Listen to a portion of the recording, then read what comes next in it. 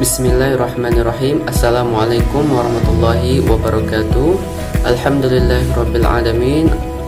Allahumma shalli ala sayyidina Muhammad wa ala ali sayyidina Muhammad. Apa kabar teman-teman sekalian?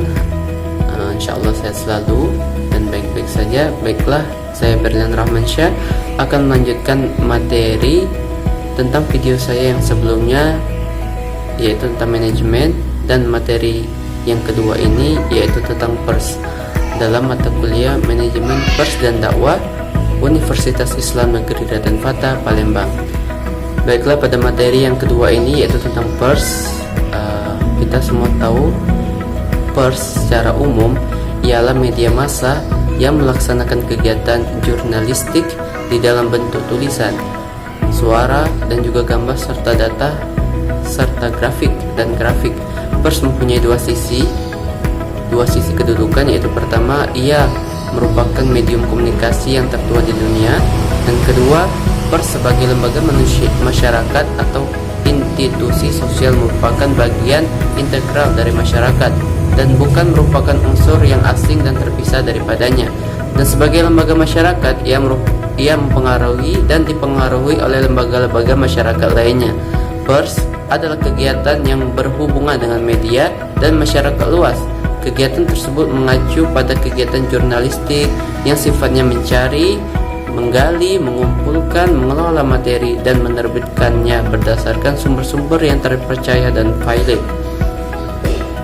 Adapun pengertian pers menurut para ahli seperti yang diungkapkan oleh Weiner mengungkapkan bahwa pengertian pers ialah wartawan cetak atau media cetak publisitas atau juga peliput berita dan juga media mesin cetak.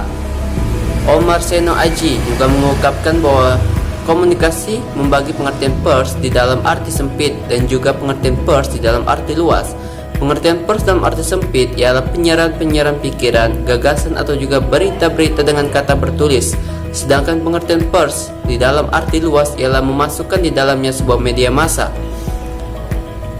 communication yang memancarkan sesuatu pikiran dan juga perasaan orang baik dengan kata yang tertulis ataupun dengan secara lisan.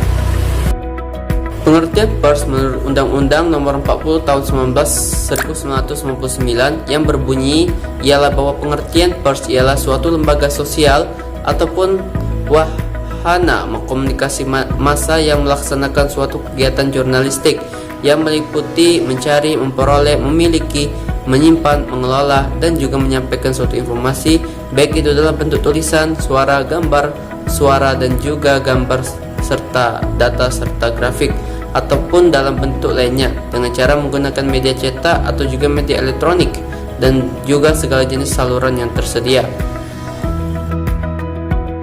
Adapun fungsi dan peranan pers di Indonesia dan di masyarakat yaitu: 1. Pers secara umum. 1. Memberikan suatu informasi pada masyarakat. 2. Memberikan suatu kontrol pada masyarakat. 3. Menghubungkan atau sebagai sarana suara-suara masyarakat. 4. Memberikan suatu hiburan pada masyarakat. 5. Menambah suatu wawasan pada masyarakat. Yang kedua ialah pers di Indonesia. Ya, fungsinya yang pertama, media atau saluran informasi kepada masyarakat, media atau saluran bagi opini publik dan juga debat publik, media atau saluran investigasi terhadap suatu masalah-masalah publik. 4. Media atau saluran pembelajaran. 5. Media atau saluran kebijakan publik kepada masyarakat dan juga program pemerintah.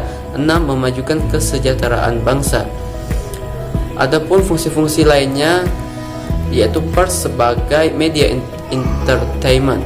Fungsi pers dalam media entertainment ialah pers sebagai wahana hiburan dengan melalui menampilkan berbagai macam seputar aktivis dari artis, selebritis, dan juga tampilan-tampilan yang menarik lainnya. Ada juga pers sebagai media kontrol sosial. Fungsi pers sebagai media kontrol sosial ialah yang memaparkan suatu peristiwa yang buruk atau keadaan-keadaan yang melanggar hukum supaya peristiwa tersebut tidak terulang lagi dan juga membuat kesadaran masyarakat. Adapun juga fungsi pers sebagai lembaga ekonomi. Fungsi pers sebagai lembaga ekonomi ialah pers merupakan suatu perusahaan yang bergerak di dalam bidang penerbitan yang menyajikan suatu berita dengan bernilai jual tinggi serta juga melakukan periklanan yang menambah keuntungan pada pers. Ada juga fungsinya pers sebagai media informasi. Fungsi pers di dalam media informasi adalah pers memberikan dan juga menyebarluaskan hal-hal yang perlu kita ketahui, yakni suatu informasi. Kita tahu pers sekarang di zaman modern ini ialah sesuatu yang sangat dibutuhkan karena kita membutuhkan informasi yang secepat mungkin. Adapun pers sebagai media pendidikan, fungsi pers dalam media pendidikan ialah pers di dalam melakukan penyebarluasan informasi yang mendidik dengan bentuk tulisan-tulisan atau juga pemberitaan yang mengandung suatu pengetahuan. Demikianlah pemaparan dari saya. Apabila ada kekurangan, saya mohon maaf kepada Allah, saya mohon ampun. Semoga apa yang saya berikan ini bermanfaat bagi kita semua. Saya akhiri. Wassalamualaikum warahmatullahi wabarakatuh.